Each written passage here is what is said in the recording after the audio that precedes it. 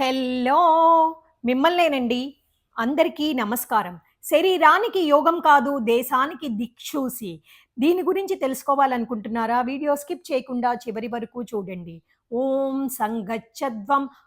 ఓ శబ్దం కాదు మిత్రమా, ఒక దేశాన్ని శ్వాసగా మార్చే సంకల్ప గీతం ఇది. ఈ శబ్దం ఇప్పుడు గాలిలో మార్మోగుతుంది. ఎక్కడో గంగా తీరాన కాదు, విశాఖ బీచ్ తీరాన. ఈరోజు విశాఖ తీరంలో లక్షల మంది కలిసి చేసే యోగం. ఇది జరిగిందంటే, సాధ్యమైందంటే దీనికి మూలం నరేంద్ర మోడీ గారి దూరదృష్టి, విశ్వాన్ని ఏకం చేసే శక్తి.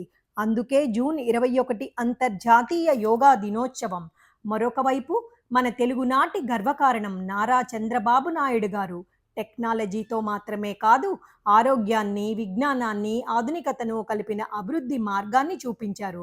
ఎందరో మహానుభావుల దూరదృష్టి, మరికొందరి ఆశయం, సాధకుల శ్రద్ధ, ఇలా ఎందరి మార్గదర్శనంలో ఈరోజు విశాఖపట్నం ప్రపంచ యోగ చరిత్రకు వేదిక.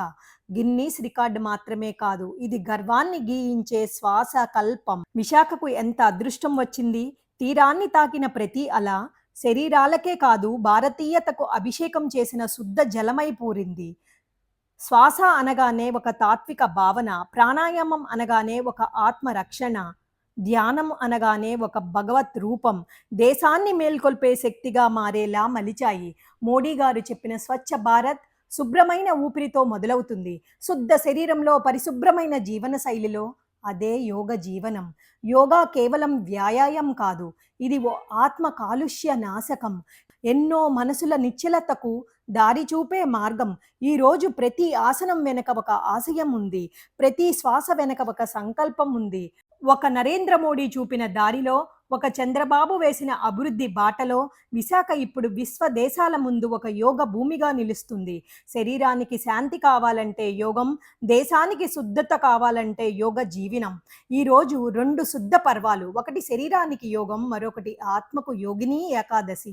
శరీరం యోగంలో నిశ్చలమైతే ఆత్మ ఏకాదశిలో విశ్రాంతి పొందుతుంది. ఈ రెండూ కలిస్తే అది ముక్తికి మొదటి అడుగు. నా శ్వాస విశ్వ శ్వాసలో కలిసినప్పుడు శ్వాసలోకి ప్రవేశించిన ఆ అనంత శబ్దం ప్రతిధ్వనించింది. ఆ శబ్దానికి నాకు మధ్య ఉన్నది కేవలం ఒకే ఒక్క భావన.